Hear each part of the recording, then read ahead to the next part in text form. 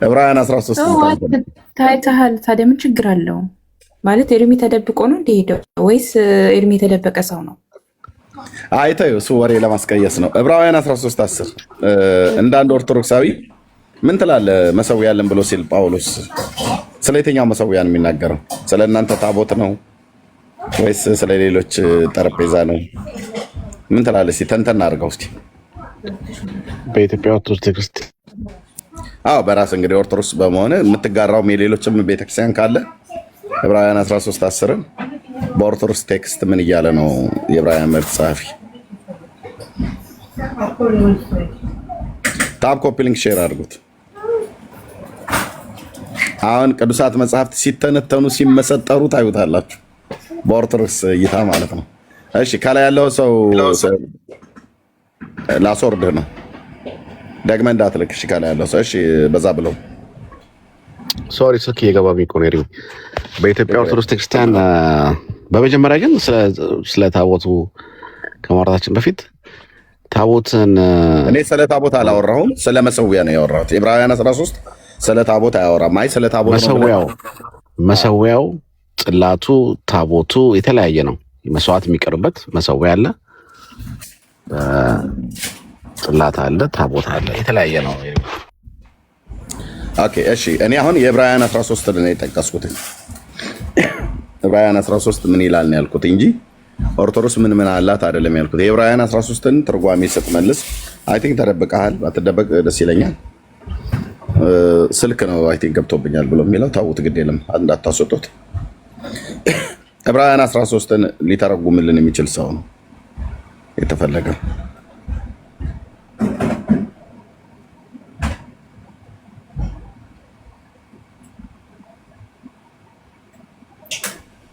ታብ ኮፒ ሊንክ ሼር የምታደርጉ ጌታ እግዚአብሔር ዘመናችሁን ይባርክ። 2000 አድርሳችሁታል። በጣም ጥሩ እየሄዳችሁ ነው። አሁንም አድርጉት። ተባረኩ። እሺ ዛሬ በጣም እንቅልፍ ተኝቼ አረፋፍጄ ነው የከፈትኩት። ጥሩ ሰዓት አይደለም።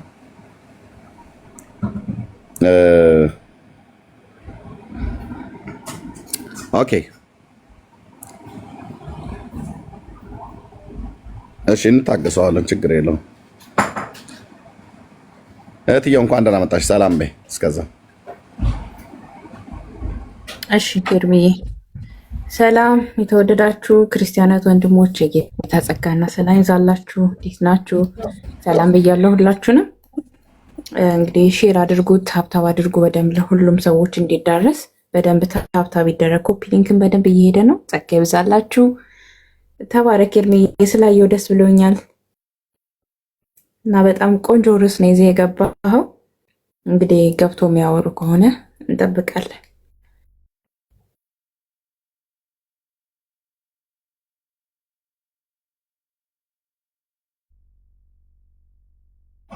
እሺ እህትዬው ተባረኪ፣ ጸጋ ይብዛልሽ። ኦኬ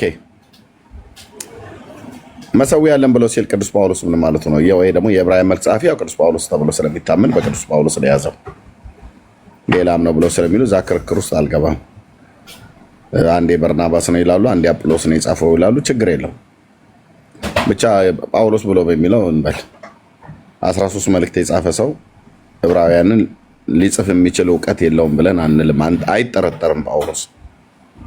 ኦኬ እና ምን እያለ ነው ብሎ የሚለውን ከየትኛውም ቤተ እምነት መሰዊያ ያለን ብሎ የሚሉ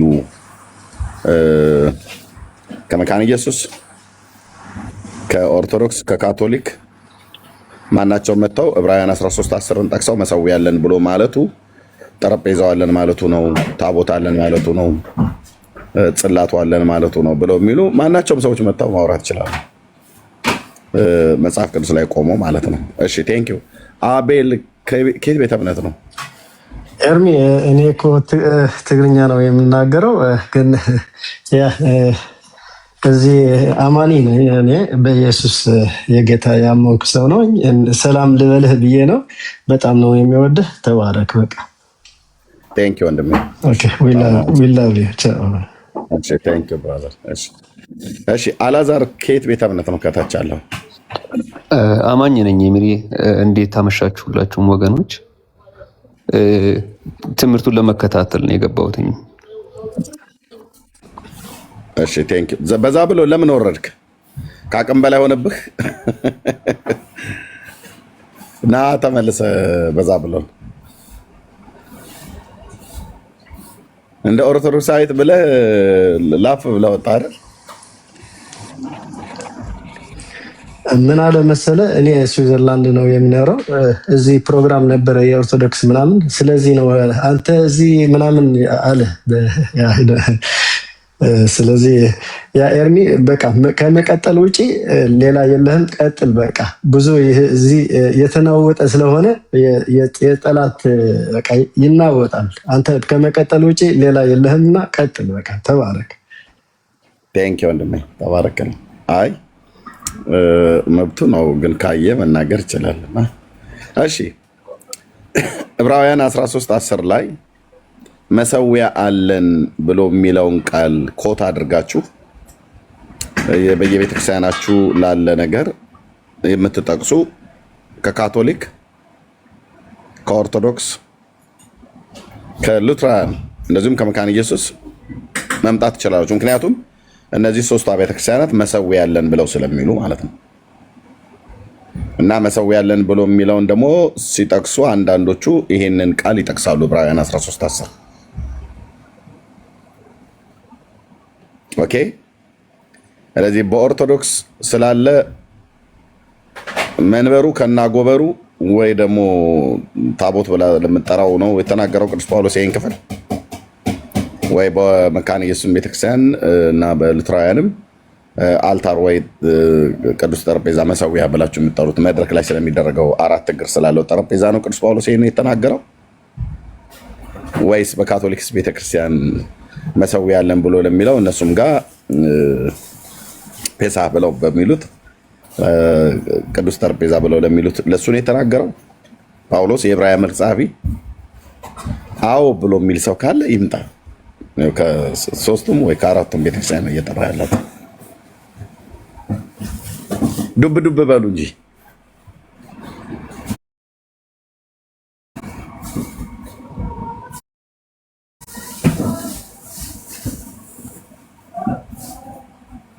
ኦኬ። ዱብ ዱብ በሉ። አይ ነው ኢትዮጵያ እኩለ ሌሊት አልፏል። ጥሩ ሰዓት አይደለም አይደል እህትየው? እንደዛ ነው አይደል? ሰዓት ስንት ነው ኢትዮጵያ? 12 ሰዓት ሊሆን ነው። 6 ሰዓት ከሌሊት። 6 ሰዓት ማለት ነው። ጥሩ ሰዓት አይደለም። ሰው ሁሉ ተኝቷል። ያለው ግን ይመጣል። ታፕ ኮፒ ሊንክ ሼር አድርጉት። ጸጋ ይብዛላችሁ። በደንብ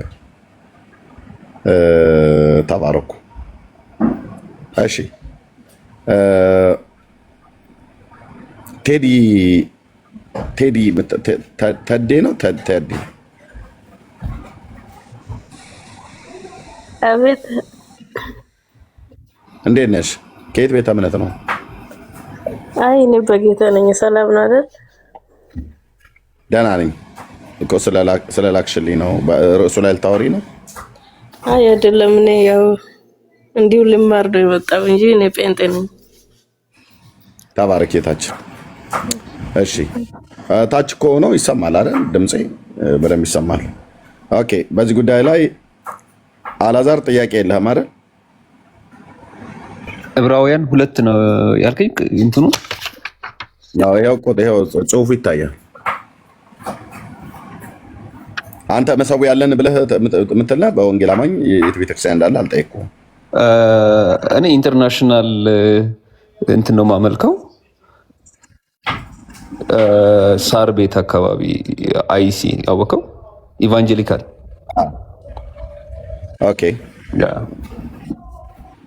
ስለዚህ መሰዊያ ያለን ብሎ የሚለውን የዕብራውያን ክፍል ጠቅሰህ እንደዚህ ምዕራፉን የጠየኩ ለዛ ነው እንትን ብዬው ሞር 13:10 ነው። በቃ ችግር የለም። አንተ ገና እንትን አላልከውም ማለት ጥያቄ የለም። እሺ ሌላ ጥያቄ ያለ ሰው ካለ መምጣት ይችላል።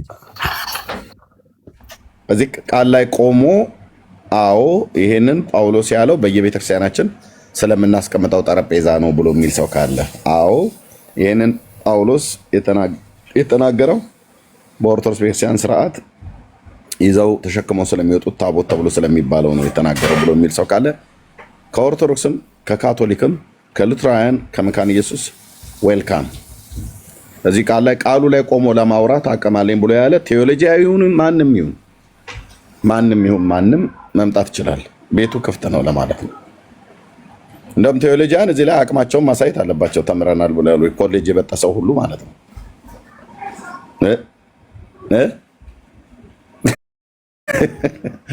ኮሌጅ በጥስ ያለው ቴዎሎጂ ተመራ ያለው ብሎ ያሉት ማለት ነው። መሰዊያ ያለን ብሎ የሚለውን ይሄንን የተናገረው ቅዱስ ጳውሎስ ምን አስቦ ነው የተናገረው? እናንተ እንዴት ነው የተረዳችሁት ብሎ የሚለው ማለት ነው። ወንድምነት ዋሪርስ እንኳን ደህና መጣህ። ሰላም በልና ኦኬ። ጥያቄ ከሌላችሁ ምንድነው? ጥያቄ ከሌላችሁ እንግዶች ከመጡ እንለቃለን። ምትልኩ ጥያቄ ያላችሁ ሰዎች እዚህ ላይ ሀሳብ ያላችሁ ሰዎች ብትሆኑ በጣም ደስ ይለኛል ለማለት ነው። ቴንክ ዩ ወንድምነት ሰላም በል።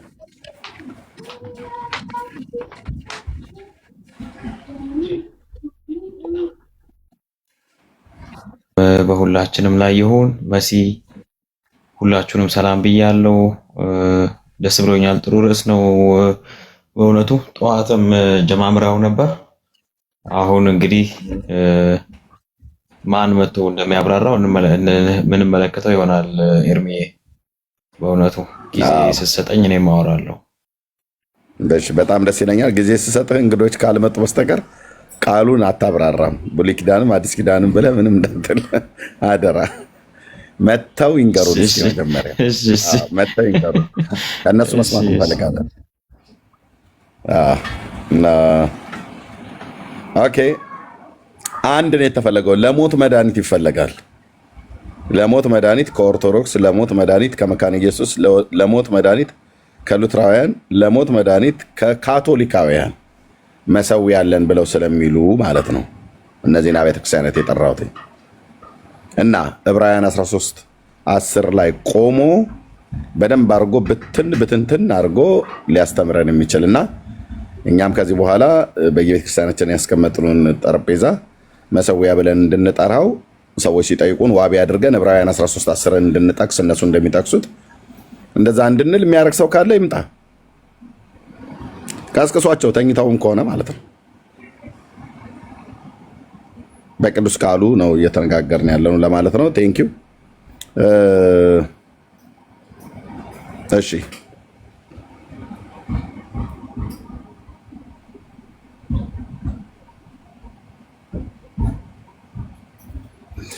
ኦኬ። ነይ ሰላም፣ ነይ ጠይቂ።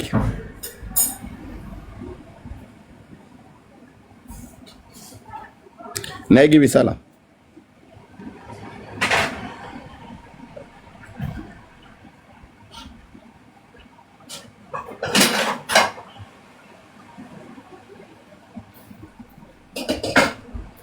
እሺ፣ እንዴት ነሽ? ሰላም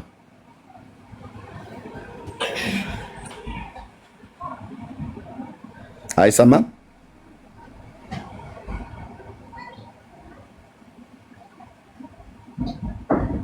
እህትዬ ይሰማል? አዎ በደንብ ይሰማል። ሰላም አይሰማሽም? ሚዩት ነሽ። ሰላም መሐመድ ሚዩት ነሽ ያወራሽ ከሆነ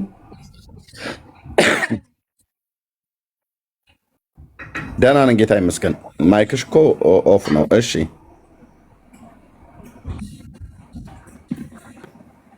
አሁን ይሰማል? አሁን ይሰማል። እሺ አንተ እንዴት ናችሁ? ይሰማል ድምጼ? አዎ ይሰማል።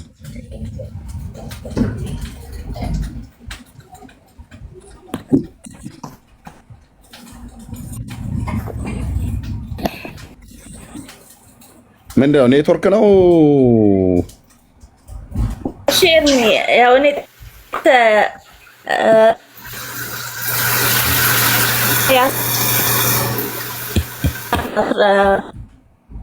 ያለውን ነው። ኔትወርክሽ ጥሩ አይደለም።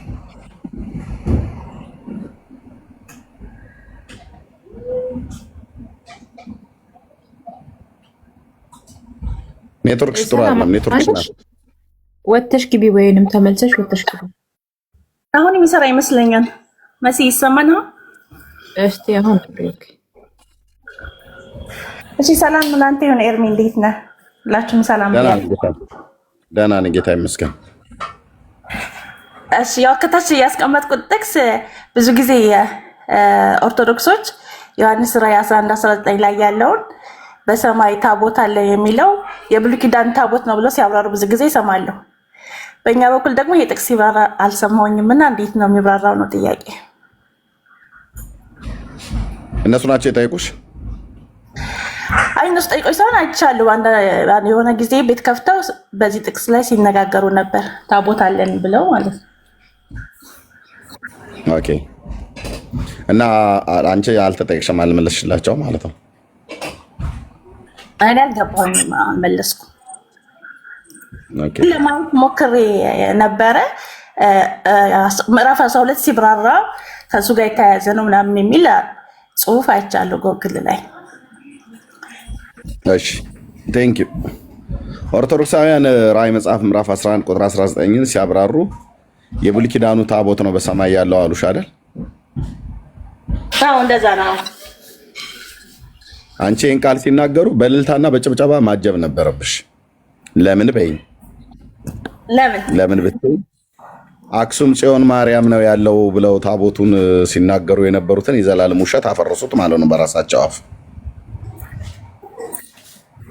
አይመስልሽም? እውነት ነው። አይመስልሽም? እውነት ነው። ይጋጫል። ስለዚህ ታቦቱ ሁለት ቦታ ላይ የለም ማለት ነው። ሰማይ ያለ ብለው ካሉን አክሱም የለም ማለት ነው። አክሱም ካለ ሰማይ የለም ማለት ነው። ታቦቱ አንድ ነው፣ ሁለት ቦታ አይሆንም። ሙሉ በኩል ይሄ ነው በሁሉ ቦታ ይገኛል ብለው ካላሉ በስተቀር እና እንደዚህ ሲናገሩ ኦርቶዶክሳውያኑ በሰማይ ነው ያለው ታቦት የብሉይ ኪዳኑ ብለው ካሉ በእልልታ በጭብጨባ ነው ማጀብ ያለባችሁ ማለት ነው። ምክንያቱስ ለ3000 ዓመት ምድራችን ላይ ያለ ሲሉ የነበሩት ውሸት በራሳቸው አፍ ፈረሰ ማለት ነው። ኦኬ። ነገርየው ግን አክሱምም የለም ታቦቱ፣ ሰማይም ላይ የለም ታቦቱ። ያ የብሉይ ኪዳኑ ማለት ነው። የብሉይ ኪዳኑ ከምንድን ነው የተሰራው? ከግራር እንጨት ስለሆነ የተሰራው። ከግራር እንጨት የተሰራውን ታቦት እግዚአብሔር ሰማይ ወሰደው ብለን አናምንም፣ እንደዛ ማለት ነው። ታዲያ ምንድነው የዕብራውያን ራዕይ መጽሐፍ ምዕራፍ 11 ቁጥር 19 ላይ ያለው ታቦት ተብሎ የተባለው? በሰማይ ያለው መቅደስ ተከፈተ፣ የኪዳኑም ታቦት ታየ ይላል ቅዱስ ዮሐንስ ማለት ነው። ይሄ የኪዳኑ ታቦት እዛ የታየው ሊትራሊ በምድር ላይ የነበረው እስራኤላውያኑ ይዘውት ይጓዙት የነበረው የጌታ መንፈስ ያደረበት ከግራር እንጨት በባስልኤል እና በኤልያብ እጅ የተሰራው የጥበብ መንፈስ ያኖረባቸው አገልጋዮች የሰሩት እና ከዘመነ ሙሴ እስከ ዘመነ ኢዮስያስ ነው የመጨረሻው። እስከዛ ዘመን ድረስ የነበረው የእግዚአብሔር የቃል ኪዳኑ ታቦት በመሎጊያዎች በአራት ቦታ ላይ አራት እግር ያለው አራት ካህናት የሚሸከሙት በመሎጊያ የሚሸከሙት ያ ታቦት አይደለም። ታዲያ ምንድነው ያ በምድር ላይ የነበረው ታቦት የት እንደገባ የት እንደደረሰ ራሱ አይታወቅም። እግዚአብሔር ከግራር እንጨት የተሰራ ታቦት ወደ ሰማይ አይወስድም። ታዲያ ምንድነው እዛ የታየው? ታቦት ነው የታየው። ታቦቱ የታየው ምን አይነት ታቦት ነው? መንፈሳዊ የሆነ ማለት ነው። መጽሐፍ ቅዱስ ስታነቢ ዕብራውያን መልእክት ላይ ዘጸአት መጽሐፍ ምዕራፍ 27 ቁጥር 8 ላይ እንደዚህ ስታነቢ በተራራው እንዳሳየሁ ምሳሌ ለማድረግ ተጠንቀቅ ብሎ የሚል ቃል አንበበሽ ታውቂያለሽ? ሰላም። አዎ ብሉይ ኪዳን ላይ ማን ነው በተራራው እንዳሳየው ምሳሌ ለማድረግ ተጠንቀቅ ብሎ ያለው ጌታ? ሙሴ። ልክ ነሽ። ሙሴን ነው ያለው። ሙሴን በተራራው ላይ ምንድን ነው ያሳየው ጌታ? ክብሩን አሳይቶታል። አይ በተራራው ላይ እንዳሳየው ምሳሌ ለማድረግ ተጠንቀቅ ብሎታል። እንዲያደርጋቸው፣ እንዲጠነቀቅ፣ እንዲሰራቸው ትእዛዝ የሰጠው በተራራው ላይ ያሳየው ነገር አለ አይደል? ጽላቱን የሰጠው 10ሩን ትእዛዛት እሱንማ ራሱ ነው ሰርቶ የሰጠው። ለማድረግ ተጠንቀቅ ብሎ ያለው አይ ነገርኛ። እሺ እነኛ በመገናኛው ድንኳን ራሱ መገናኛው ድንኳንም በመገናኛው ድንኳን ውስጥ ያለው ታቦቱ፣ መቅረዙ፣ የዕጣን መሰዊያው፣ የህብስት ገበታው፣ የመታጠቢያው ሰን እና ሌሎችም በሙሉ ሙሴ ኬት አምጥቶ ነው የሰራቸው? ዲዛይኑን ኬት አምጥቶ ነው የሰራው? በእግዚአብሔር ትእዛዝ ነው እኮ። ኬት ያየው ነገር አለ ወይስ ዝም ብሎ እየነገረው ነው? አይቶ ይመስለኛል። አይቶ ነው ያው እግዚአብሔር ሲነግረው በትእዛዙ መሰረት ነው የሰራው እንዲሰራ ያደረገው። ተራራው ላይ ሳለ በተራራው ላይ ያሳየው ነገር አለ ማለት ነው ጌታ ለሙሴ። አዎ ከነዛ ካያቸው መካከል ታቦቱ አንዱ አይመስልሽም? ይሆናል። ምክንያት ነው የሚሆነው ይሆናል። እርግጠኛ ሆኜ አይሆንም ብለሽ ካልሽ ተከራከሪኝ ከፈለግሽ ማለት ነው። አልጫንሽም። እኔን ግን በደንብ ተከራከሪኝ። አይ እኔ አሁን ብሉይ ኪዳን ላይ ጎበዝ ስለሆንክ ብማር ይሻለኛል ከምትከራከር። አይ ብትከራከሪ እኔ አንቺን አልጠይቅሽም፣ ጫና አላርግሽም። ግን በቃ ፈታኝ የሆነ ጥያቄ እንድታቀርቢ እፈልጋለሁ እዚህ ላይ ካልገባሽ ማለት ነው። እኔን ቻሌንጅ የሚያደርግ ጥያቄ እንድጠይቂ ማለት ነው። አይሽ ተራራው ላይ ጌታ በተራራው ላይ እንዳሳየው ምሳሌ ለማድረግ ተጠንቀቅ ብሎታል። በተራራው ላይ ጌታ ራሱን ወይ ክብሩን ብቻ ሳይሆን ያሳየው አብሮ ያሳየው አለ ማለት ነው። መንፈሳዊ ዓለም ላይ ያሳየው ነገር አለ። ዮሐንስ ታንጅማማ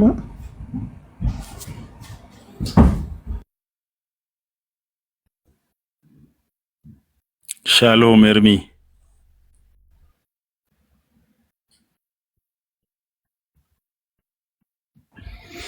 እሺ ኦኬ። እና በተራራው ላይ እንዳሳየው ምሳሌ ብሎ ያለው በተራራው ላይ እግዚአብሔር በመንፈሳዊው ዓለም ላይ ዮሐንስ በራእይ መጽሐፍ ምዕራፍ 19 ቁጥር ምዕራፍ 11 ቁጥር 19 ላይ ያየውን ወይ ደግሞ የዕብራውያን መልእክት ጸሐፊ በምዕራፍ 8 ቁጥር 1 ላይ ያየው ወይ ደግሞ ዮሐንስ አሁንም በራእይ መጽሐፍ ምዕራፍ 6 ቁጥር 9 ላይ ያየው እነዚህና እነዚህን የመሳሰሉ ነገሮችን እግዚአብሔር ለባሪያው ለሙሴ አስቀድሞ በሳይናይ ኮረብታ ላይ በሲና ተራራ ላይ አሳይቶታል። በዛ ስብሰባ በተደረገበት በእግዚአብሔር ተራራ በኮሬብ ላይ ነቢዩ ሙሴ ወደ ተራራው ጫፍ ላይ በወጣ ጊዜ በ40 ቀን ቆይታ ውስጥ ባይዘዌ ጌታ ድምፅ ብቻ አይደለም ያሰማው፣ ያሳየውም ነገር አለ። ያሳየው ነገሮቹ በሙሉ በምድር ላይ እንዲሰሩ ዲዛይኖቹን አሳይቶታል ማለት ነው። ምን መምሰል እንዳለባቸው፣ በምን ያህል ልክ መሰራት እንዳለባቸው የህብስት ገበታውን አሳይቶት ነው የሰራው። ኦኬ አሳይቶት በድምፅም ነግሮት ነው። ልክ ዮሐንስ ያየው ሙሴ በዘጸአት መጽሐፍ ቅዱስ ስርሻለ ታችን ማምጣት ትችላለህ። ዘጸአት 27:8 እስኪ አንብቢው።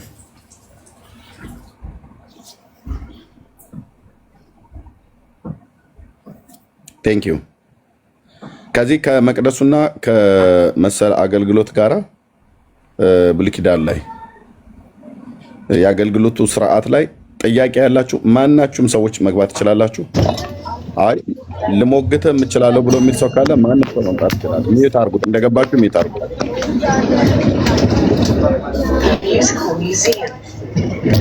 እሺ ደግመህ እንዳትልክ፣ አሁን ላከው ሁለተኛ ጊዜ ነው ልክ ያስገባው። እሺ ታብ ኮፒ ሊንክ ሼር የምታደርጉ ቴንኪው፣ ተባረኩ፣ ጸጋ ይብዛላችሁ። ኤርሚ ዘጸአት ስንት ላይ ነው ያልከኝ?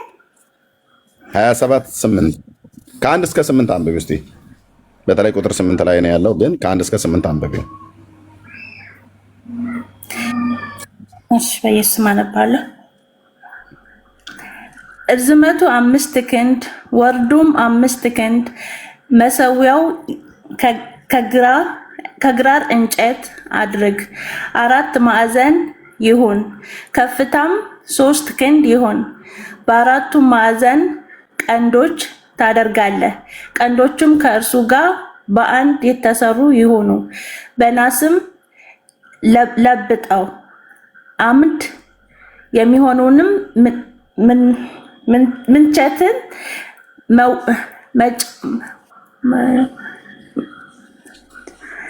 ይቅርታ ነርበሰው መጫወቻዎችንም ድስቶችንም እኔ አነብልሻለሁ፣ ተከታታይ። እኔ አነብልሻለሁ፣ ተከታታይኝ ግን እሺ። በየትኛው ትርጉም ነው ያነበብሽው?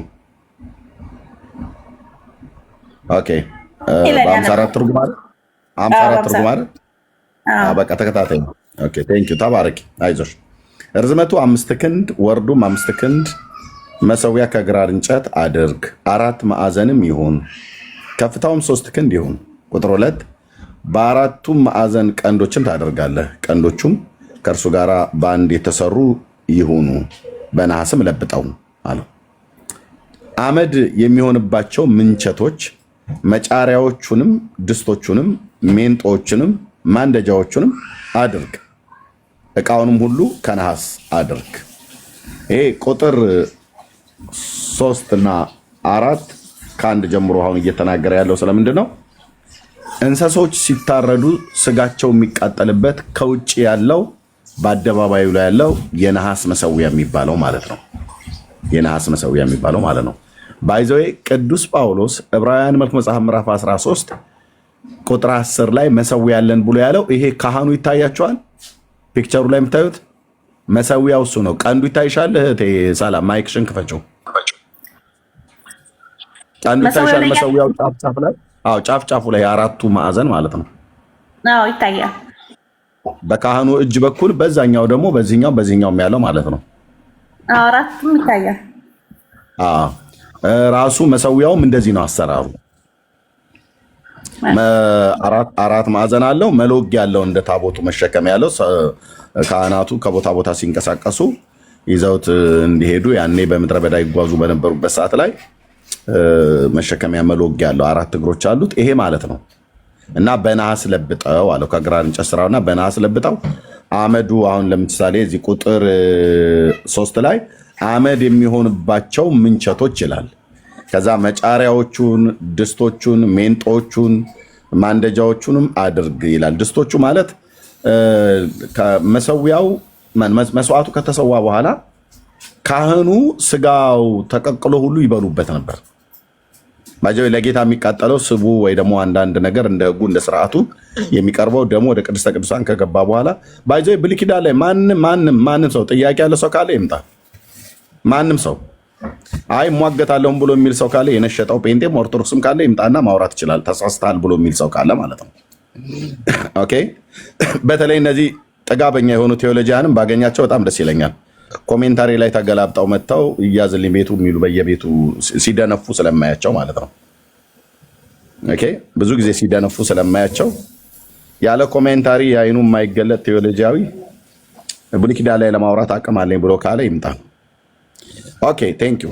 እና ይሄ መጫሪያዎቹ፣ ድስቶቹ፣ ሜንጦቹ ብሎ የሚለው ድስቶቹ ይሄ ቶፋ ድስት ምንቸት የሚላል እና ለምሳሌ ሳሙኤል መጽሐፍ ላይ ስታነቢ ሌዋዊው ካህን ስጋውን አምጣሊ ብሎ እንደ ህጉ እንደ ስርዓቱ ለእግዚአብሔር አስቀድሞ ሳይቀርብ ይበሉ ነበርና ጌታ መሰዊያዬን ንቀዋል ብሎ ያለው ማለት ነው። በመሰዊያ ላይ ጢቅ ብለዋል አለ ማለት ለጌታ አስቀድሞ መቅረብ የሚገባው ነገር ሳይቀርብ ለካህኑ ጠብስለት ዘንድ አምጣ ብሎ ይተናነቅ ነበርና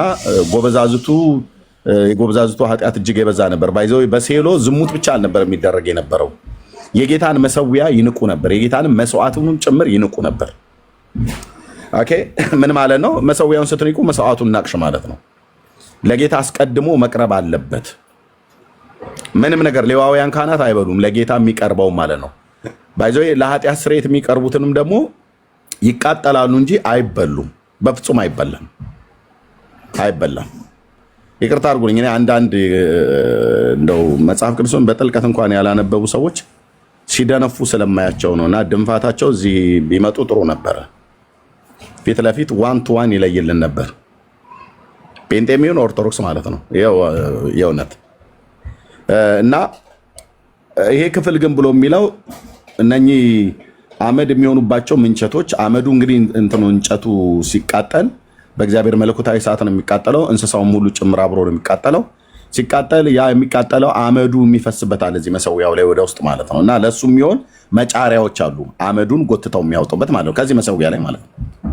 እና ድስቶች አሉ መስዋዕትን የሚቀቅሉበት። ሜንጦዎች አሉ። ሜንጦ ማለት ስጋው ከቶፋ ወይ ደግሞ ከድስት ውስጥ ይሄ ድስት ተብሎ የተባለው ቶፋው ነው። እንደዚህ ከተቀቀለ በኋላ አዶ ነው በኪችን ውስጥ አካባቢ ላይ እንደሱ አይነት ነገር አዎ አለ። እዚህ እኛ ባለንበት አካባቢ ላይ ባርቢኪው ስንጠብስ ታስታውሱ ከሆነ እንደዚህ ረዘም ብሎ ጫፉ ላይ ሁለት ሹልሹል ያለው መውጊያ የሚመስል ማለት ነው ሜንጦ የሚባለው እንደዚህ እንትን ወደዛ ወደ ቶፋ ወይ ደግሞ ወደ ምንቸቱ ወይ ወደ ድስቱ ወደሚባለው ውስጥ የእጃቸውን ይልኩና በዛ በሜንጦ ወቅተው ያወጡታል፣ የተቀቀለውን ስጋ ማለት ነው። እሱ ማለት ነው ሜንጦች የተባለው። ማንደጃዎቹንም እቃውንም ሁሉ ከነሐስ አድርጋለሁ። ነሐስ የተፈለገው ለምንድነው? እዚህ ጋር እሳት ስለሆነ የሚነዳው። እሳት ታውቃላችሁ፣ ነሐስ ታውቃላችሁ፣ በተፈጥሮ በእሳት አይቃጠልም። አድርጋለሁ ይላል። ቁጥር 4 እንደ መርበብ ሆኖ የተሰራ የነሐስን መከታ አድርግለት ይላል። የነሐሱ መከታ ማለት እንደ ወንፊት አይነት ነገር ማለት ነው። ይሄ መሀከል ላይ ታይሻል። ሰላም ጭሱ የሚጨስበት ምናምን አካባቢ ያለው ስዕሉ ላይ ክፍት ነገር አለ። እሱ ማለት ነው መከታ ማለት የተረበረቡ ቀጫጭን ከነሐስ የተሰራ እንደ ዳንቴል ተሰርቶ ወይ ደግሞ እንደ ምንድነው እንደ ውርግርግ እንደሚባለው አይነት ነገር ተሰርቶ እንስሳው እዛ ላይ ይቀመጣል። ከዛ ሲቃጠል እሳቱ ወርታችን ይንጠባጠባል። ይሄ አሁን ከታች ያለውና ከላይ ያለው ርብራቡ ያለበት እሱን ምን ይለዋል? ቁጥር 4 ላይ እንደ መረብ ሆኖ የተሰራ ብሎ ያለው ልክ ዳንቴል እንደምትሰሩት ትንሽ እንደዚህ ከፈት አድርጋችሁ ዘርዘር አድርጎ የሚሰራ ዳንቴል አለ አይደል? ጥብቅብቅ አድርጎ የተሰራ ሳይሆን ዘርዘር አድርጎ እንደሚሰራ ዳንቴል ልክ እንደዛ አድርገው የነሐስ መረብ ሆኖ የተሰራ የነሐስ መከታ አድርግለት አለ። ለመከታውም 4 የናስ ቀለበት በ4 ማዕዘን አድርግለት። ቁጥር 5 መከታውም እስከ መሰዊያው እኩሌታ ይደርስ ዘንድ በመሰዊያው በሚዞረው ከእርከኑ በታች አድርገው አለው። ከዛስ ቁጥር 6 ለመሰዊያውም ከግራር እንጨት መሎጊያዎችን ሰርተ በናስ ለብጣቸው። መሎጊያ ማለት እዛ በጎኑ ላይ የምታዩ መሸከሚያ ማለት ነው። ሌዋውያን ካህናቱ ተሸክመው ታቦቱ መሎጊያ ያለው፣ የዕጣን መሰዊያ መሎጊያ ያለው፣ የህብስት ገበታው መሎጊያ ያለው፣ እነኚህ መሎጊያ ያላቸው መሎጊያ ያለው፣ ታቦቱ መሎጊያ ያለው፣ የዕጣን መሰዊያ መሎጊያ ያለው፣ የህብስት ገበታ መሎጊያ ያለው፣ የናስ መሰዊያው መሎጊያ አለው። መቅረዙና የመታጠቢያው ሰን ግን መሎጊያ የለውም። ዌልካም ብሉይ ኪዳን። ኦኬ ቁጥር 7 መሎጊያዎቹንም በቀለበቶች ውስጥ ይግቡ፣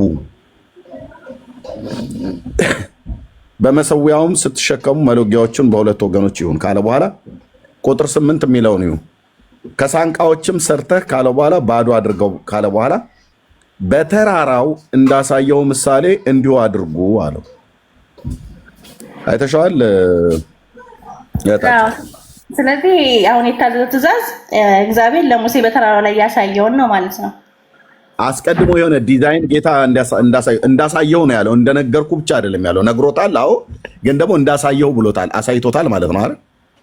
አዎ፣ በዚህ ጥቅስ መሰረት አሳይቶታል። እርሚ በዚሁ ላይ ማለት ነው። ቆይ በደንብ ጥምን የሚያረካ መልስ ነው የምሰጥሽ። ጥሩ ጥያቄ ስለሆነ የጠየቅሽው ማለት ነው። ከትየው ኦኬ፣ እዚህ ጋር አሁን ያነበብነው ዘጸአት መጽሐፍ ምዕራፍ 27 ከቁጥር 1 እስከ ቁጥር 8 ባነበብነው ላይ የተሰራው ምንድን ነው? ታቦቱ ነው? የህብስት ገበታው ነው? የዕጣን መሰዊያው ነው? ወይስ መቅረዙ ነው? ወይስ ምንድን ነው የተሰራው? ታቦቱ ነው የተሰራው። አይደለም።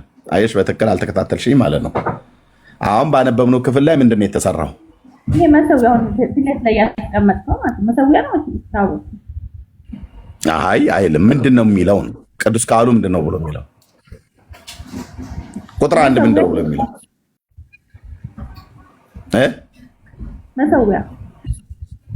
መሰዊያ ታቦት ነው ይላል እዚህ ጋር? አይልም። ምንድነው ታዲያ? አሁን እዚህ ጋር እስከ ቁጥር 8 ድረስ ያነበብነው በነሐስ ለብጠው ከግራር እንጨት ስራውን መሎጊያ አድርግለት፣ መከታ አድርግለት፣ ርብራብ አድርግለት፣ ሜንጦቹ ድስቶቹን ምናምን ነገር ብሎ ያለው ምንድን ነው? መሰዊያው ነው። ሰላምዬ። ኦኬ ቁጥር 8 ላይ በተራራው እንዳሳየው ምሳሌ ብሎታል አይደል? ኦኬ አሁን የት እንሂድ? ሙሴን ጠይቀነዋል፣ እንደዚህ ነግሮናል። ራዕይ መጽሐፍ ምዕራፍ 9 ቁጥር 6 ላይ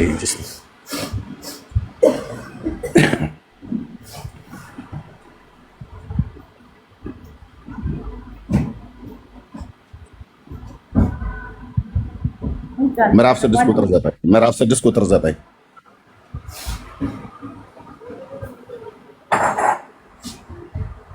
ናምበባ አንብብ ከቻልሽ እሺ ችግር የለም። የብረት ጥሩር የሚመስል ጥሩር ነበረባቸው የክንዳቸው ድምፅ ነው አይልም። ምዕራፍ 6 ቁጥር 9 እኮ ነው ያልኩሽ። ራዕይ 6:9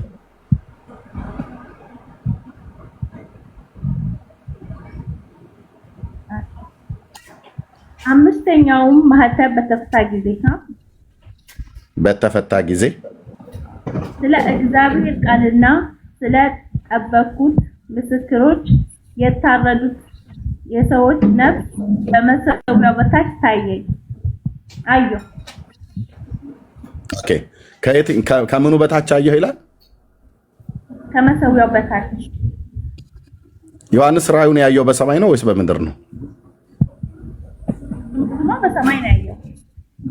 በሰማይ አይደል? ሰማያት ተከፍቶ ነው አይደል ያየው? አዎ። ከምኑ በታች አየሁ ይላል? የታረዱ ሰዎች ነፍሳትን ከመሰዊያው በታች አየሁ። ይሄ መሰዊያ የት ነው ያለው? ብሉይ ኪዳን ላይ አሁን ያየነው ዘጸአት ላይ ያየነው ማለት ነው። የብሉይ ኪዳኑ መሰዊያ በምድር ነው አይደል ያለው? አዎ።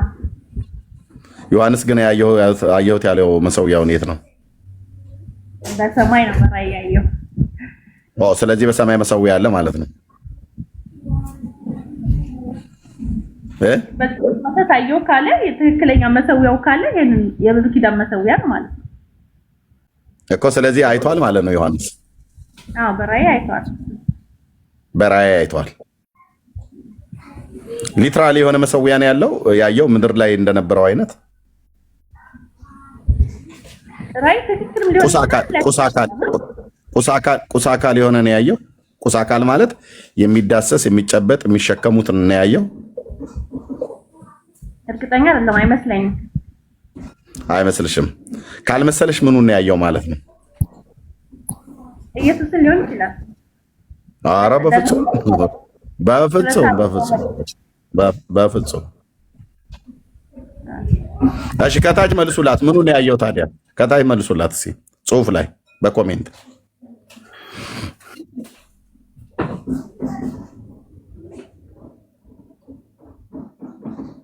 ኦኬ ሙሴን በተራራው ላይ እንዳሳየው ምሳሌ ብሎታል።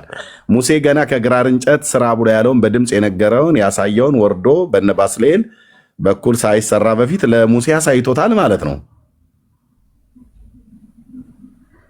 እሺ በራእይ ነው ግን ምንድነው ያሳየው? የተሸክመውት የሚሄዱት ከግራር እንጨት የተቀረጸ እንደዛ ነው ያሳየው። ጎበዝ ካሌብ ነው። ካሌብ የጻፈውን አይሽ እህታችን መንፈሳዊ ነው ያለው። አዎ የኢየሱስም ልጅ የጻፈችው ማለት ነው። መንፈሳዊ ነው። ኦኬ በመንፈሳዊው ዓለም ጌታ ለባሪያው ለሙሴ በሲና ተራራ ላይ ኦኬ ሰማያትን ከፍቶ አሳይቶታል። ለዚህ ነው በተራራው እንዳሳየው ምሳሌ ብሎ ካለው ጌታ በተራራው ላይ ለሙሴ አሳይቶታል። ተናግሮታልም አሳይቶታልም። ዲዛይኑን አሳይቶታል ማለት ነው። ያንን ነው ዮሐንስ አየሁ የሚለው ራእይ መጽሐፍ ምዕራፍ 6 ቁጥር 9 ላይ መሰዊያ አየሁ ብሎ ያለው በመንፈሳዊው ዓለም ላይ ያለውን ነው። ያ ለሙሴ በዘጸአት መጽሐፍ ምዕራፍ 27 ከቁጥር 8 ላይ በተራራው ላይ እንዳሳየው ምሳሌ አድርግ ብሎ ያለውን እሱን በምድር ላይ እንዲሰሩት አደረገ ማለት ነው። ስለዚህ ታቦቱ በምድር ከመሰራቱ በፊት በሰማይ በመንፈሳዊ ዓለም አለ። መሰዊያ በምድር ከመሰራቱ በፊት በመንፈሳዊ ዓለም አለ። መቅረዝ በምድር ከመሰራቱ በፊት በሰማይ በመንፈሳዊ ዓለም አለ ማለት ነው። ኦኬ በእግዚአብሔር ዓለም በመንፈሳዊ ዓለም ላይ አለ። ኦኬ ስለዚህ የነዛን ዲዛይን ነው እንዲሰራ ጌታ ያዘዘው ማለት ነው። ስለዚህ ዮሐንስ ያየው መሰዊያ እዚህ ብሉይ ኪዳን ላይ እንስሶች ሲታረዱበት የነበረውን ሊትራሊ ከግራር እንጨት የተሰራውን ሳይሆን የሱን አማናዊ የሆነ ወይ ደግሞ እውነተኛ የሆነውን ነው ያየው። ለምሳሌ በሰማይ ያለው መቅደስ ተከፈተ ይላል አይደል? መቅዲ ቅድም ሰላም ቅድም ባነበብነው በጠይቅሽኝ በራእይ መጽሐፍ ምዕራፍ 11 ቁጥር 19 ላይ አዎ ተቀደደ ይላል። በሰማይ ያለው የእግዚአብሔር መቅደስ ተከፈተ፣ የኪዳኑም ታቦት በዛ ታየ ይላል አይደል? አዎ በሰማይ መቅደስ አለ እንዴ? የለም አለ እንጂ። እሺ ከሌለ ጥያቄ ልጠይቅሽ።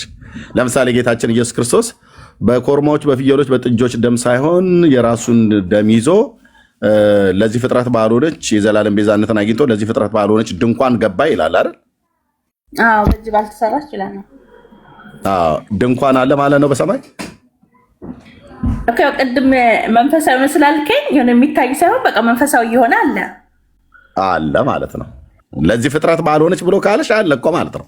ለዚህ ፍጥረት አልሆነችም እንጂ ለዚህ ፍጥረት አልታየችም እንጂ አለች ማለት ነው። ድንኳን በሰማይ መንፈሳዊ ነው። የጨርቅ እንዳትጠብቁ መንፈሳዊ ነው። ኦኬ ራእይ መጽሐፍ ዕብራውያን መልክ መጽሐፍ ምዕራፍ 8 ቁጥር 1 እስኪ አንብቢው 1 እና 2 ዕብራውያን 8 1 እና 2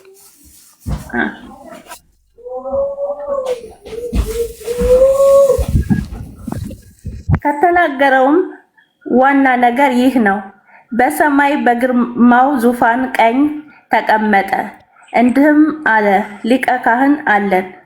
እንዲህም ያለ ሊቀ ቆይ መቅደኛ አይ ቲንክ አማርኛ ነው አይደል? የአፍ መፍቻ ቋንቋሽ?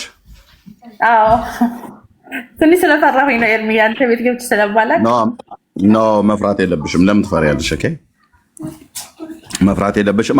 አሁን ባነበብሽው አነባበብ ብታነቢው መጽሐፍ ቅዱስ መቼውንም አይገባሽም። አንደኛ በፍርሃት ውስጥ ሆነሽ አትፍሪ። እኔ ወንድምሽ ነኝ፣ አትፍሪ። እሺ እህቴ በደንብ እንዲገባሽ ራእይ 8 1 ተከታተይኝ። እዛ ጋር ከተናገርነውም ዋና ነገሩ ይህ ነው፣ በሰማያት በግርማው ዙፋን ቀኝ የተቀመጠ እንዲህ ያለ ሊቀ ካህናት አለን። እርሱም የመቅደስና የእውነተኛይቱ ድንኳን አገልጋይ ነው። ማን ነው በሰማያት በግርማው ዙፋን ቀኝ የተቀመጠው? ሰላምዬ ኢየሱስ ነው። ማን ነው የመቅደስና የእውነተኛይቱ ድንኳን አገልጋይ? ኢየሱስ ነው። ኦኬ እቺ ድንኳን በማን ነው የተተከለችው ብለን ስንጠይቀው የዕብራውያን መልክ ጸሐፊ እርሷም ይላል በሰው ሳይሆን በጌታ የተተከለች ናት ይላል። ምኗ? ድንኳኗ አይደል? ድንኳኗ በሰው ነው የተተከለችው? በጌታ ጌታ የጨርቅ ድንኳን አይተክልም አይደል? በፍጹም አይተክልም። ስለዚህ በሰማያት ያለችው ጌታ የሚያገለግልባት መቅደስ ወይ ድንኳን የተባለችው ምንድን ናት ማለት ነው? መንፈሳዊ ናት ወይስ ቁስ አካላዊ? መንፈሳዊ ናት። መንፈሳዊ ነው። ራእዩ ላይ ዮሐንስ ድንኳን አይቷል አላየም? አይቷል። መቅደስስ አይቷል አላየም? ድንኳንና መቅደስ ብሎ የሚለው ተለዋዋጭ ቃል ነው። አይቷል አላየም? አይቷል። መሰዊያ አይቷል አላየም? አይቷል። ታቦት አይቷል አላየም? አይቷል። ያ ለዮሐንስ ያሳየውን ጌታ አስቀድሞ ከዮሐንስ በፊት ከ1500 ዓመት በፊት በኮሬብ በተራራው ላይ ስብሰባ ተደርጎ በነበረበት ለባሪያው ለሙሴ ያሳየውን ነው። ያንን መንፈሳዊውን ታቦት ነው ራእይ ያየው ዮሐንስ በራእዩ ላይ ያየው ብሎ የሚለው ማለት ነው እንጂ በምድር ላይ ሌዋውያን ካህናት ይዘውት ሲሄዱ የነበሩት ታቦትን አይደለም። ስለዚህ ኦርቶዶክሳውያኑ ተበልተዋል። የእግዚአብሔርን ቃል አያውቁትም። መንፈሳዊ ነው ራሱ የሚሉትን ይኸው። አንደኛ ቅዱስ ቃሉ ብሉይ ኪዳን ታቦቱን ተሸክሞት ሲሄዱ የነበረው ያንን የግራሩ እንጨት ጌታ ሰማይ አልወሰደውም። ወሰደው ብሎ የሚልም ምንባብ የለውም።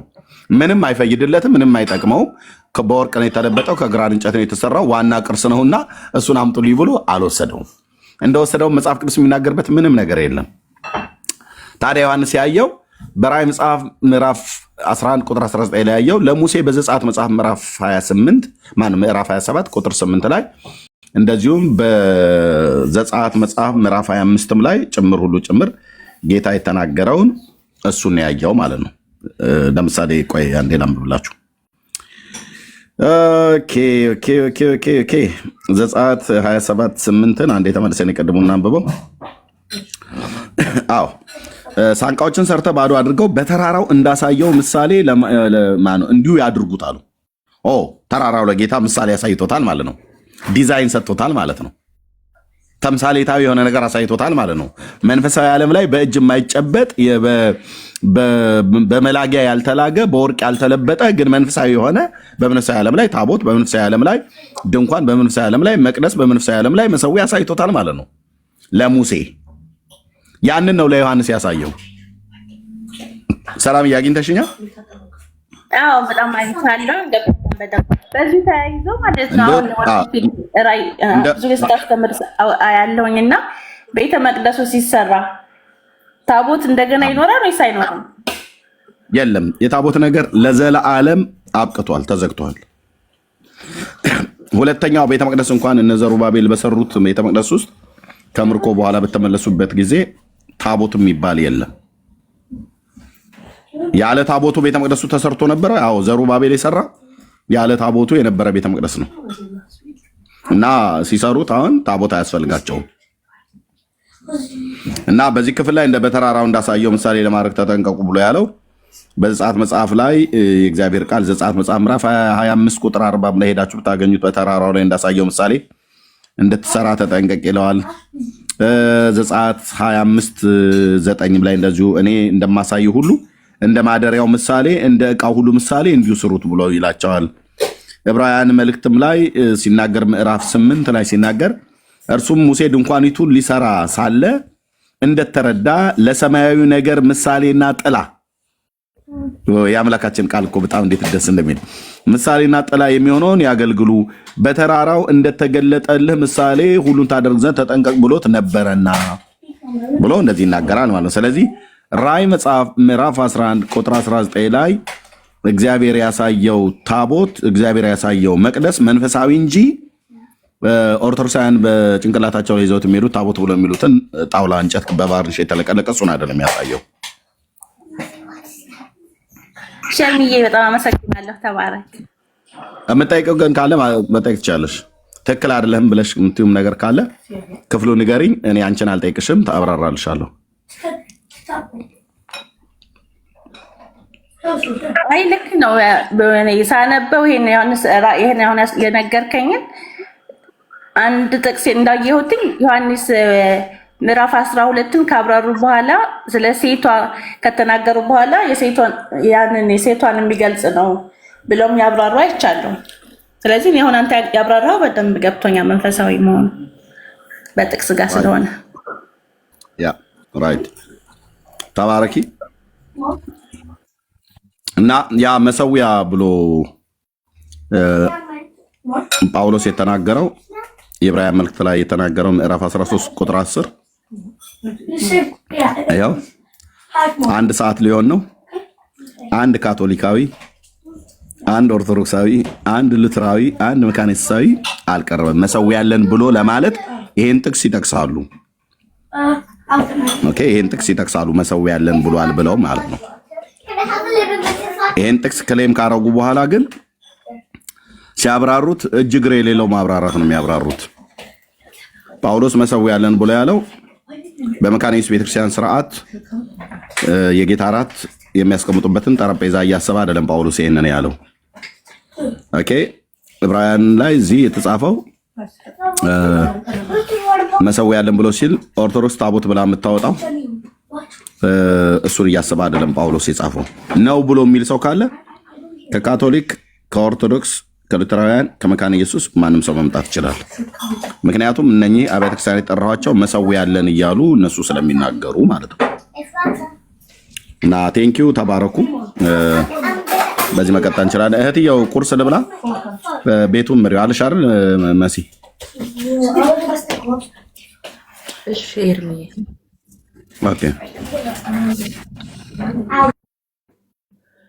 እሺ ወገኖች ታብታብ አድርጉ እስቲ አንዴ ሁላችሁም 100K ይግባ እና ኦርቶዶክሳውያን ካላችሁ መግባት ትችላላችሁ። በርዕሱ ላይ መወያየት የምትችሉ መግባት ይቻላል። ጸጋ ይብዛላችሁ ወገኖች። ኖ ኦርቶዶክሳውያን ብቻ አይደለም ማለት ነው። ኦኬ ካቶሊክም ካለ መግባት ይችላል። ካቶሊክ፣ መካነ ኢየሱስ፣ ሉትራውያን፣ ኦርቶዶክስ አራቱም ቤተክርስቲያን ላይ ያሉ መሰዊያ አለን ብለው ለሚሉት ይሄንን ዕብራውያን 13:10ን የሚጠቅሱ ይግቡ። ያ መግባት ይቻላል እንግዲህ እድሜ የረጅም ሰዓት ነው እየከፈትክ ራሱ 1 ሰዓት እየሞላ ነውና ይሄ በጣም ወሳኝ የሆነ ነው። ሰሞኑን እንግዲህ እየተወያዩበት ያለውት ሀሳብ ነውና ብዙዎች እንግዲህ መሰዊያ አለን ብለው በኩራት የሚናገሩበት ነገር ነውና እስቲ እንግዲህ ይግቡና ይሄንን እውነት ያድርጉልን። ገብተው መወያየት ይቻላል። ቤቱ ክፍት ነው። እንግዲህ እኛ ቤት ከፍተን እንደዚህ ጥሪ ስናደርግላችሁ አለን ብሎ በሙሉ ልብ የሚናገር ሰው ቶሎ ነው ገብቶ መናገር ያለበት ከነማስረጃው ማለት ነውና ካላችሁ ካቶሊካውያን፣ መካነ ኢየሱስ ሉተራውያን እንዲሁም ኦርቶዶክሳውያን መግባት ትችላላችሁ። ቤቱ ክፍት ነው። በዚህ ላይ መወያየት እንችላለን። መሰዊያ አለን። ዕብራውያን ምዕራፍ 13 ቁጥር 10 ላይ ያለውን ገብታችሁ መናገር ትችላላችሁ። እንግዲህ ያው በእርግጥ ሰው ተኝቷል ኢትዮጵያ፣ ግን ያልተኙ ያሉ ይግቡ። ይቀጥላል። አሁን ብቻ አይደለም፣ ሌላ ጊዜ እንገባበታለን በዚህ ርዕስ ላይ ችግር የለውም። ጥያቄ ያላችሁ መግባት ትችላላችሁ ወገኖች። ተባረኩ። 100 ገብተናልና ከዚህ በላይ እናስኬደው። ታብታብ አድርጉ ቤተሰብ ሁላችሁ። ገስት የምትልኩት ካቶሊክ የሆናችሁ፣ መካነ ኢየሱስ፣ ሉተራውያን፣ ኦርቶዶክሳውያን ካላችሁ እናንተ ገስት ላኩልኝ፣ ቁጥር ጻፉልኝ ከታች ላስገባችሁ። ምክንያቱም ኦርቶዶክስ ወንጌል አማኞችን ገስት ላይ እየላካችሁ ስለሆነ መለየት ይከብዳል። ቁጥር ጻፉና ላስገባችሁ። ወንጌል አማኝ ሆናችሁ ከገስት ላይ ወረዱ። ተባረኩ። ሌላ ጊዜ እናስገባችኋለን።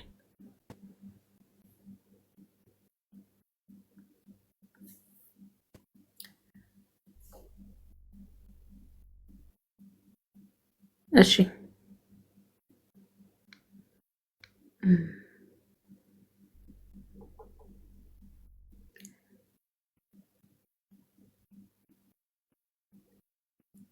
አላችሁ ወገኖች? እሺ ታብታብ አድርጉ። እንግዲህ ኢየሱስ ከሚመጡ ድረስ ታብታብ አድርጉ፣ ሼር አድርጉ። እንጠብቃችኋለን። ወይ ቀጥል ወንድምነት አለ ቀጥልን ለማለት ነው። አላችሁ ወይ ስትይ አዎ አላችሁ ወይ ስትይ አለን ለማለት ነው። ኦኬ እሺ፣ የምትለው ነገር ካለ በዛው ማለት ትችላለህ። ቀጥል እስቲ ሰምቲንግ በል እስቲ። በአንተ ድምጽ ደግሞ መግባት የምችሉ ከሆነ ኤርሚ ቅድም ገዝቶኛል እንዳላወራ ግን በእውነቱ አይ ግዝት ነው። ግዝቱ ተፈጻሚ እንዲሆን ዝም እንላለን። ግን በእውነቱ ይሄ በጣም ወሳኝ ርዕስ ነው። ምናልባት ይህንን ጉዳይ ማብራራት እንችላለን የምትሉ ኦርቶዶክሳውያን፣ ሉትራኖች ወንድሞቻችን እንዲሁም ካቶሊክ ወገኖቻችን ካላችሁ ኑና አብራሩልን በእውነቱ። ምክንያቱም ይሄ ወሳኝ ነገር ነው። እናንተ በጣም በየቀኑ ምንድነው የሚባለው ይሄ የጌታ እራት ተፈትፍቶ የሚቀርብላችሁ ኢቭን የጌታ እራታቸው ቫሊድ እንደሆነ የሚያምኑት በዛ መሰዊያ ስለመጣ ነው። ስለዚህ ይሄ ተደምሮ በጣም ትልቅ ቫልዩ ያለው ነገር ነው ለእናንተ። አሁን መሰዊያ ብላችሁ የምትሉት ነገር በጣም ትልቅ ዋጋ ያለው ነገር እስከሆነ ድረስ መታችሁ ልታስከብሩትና ልታብራሩት ልታስረግጡት ይገባል። ቫሊድ መሆኑን ልታረጋግጡት ይገባል። ሰምተካል። መሰዊያ የሌለው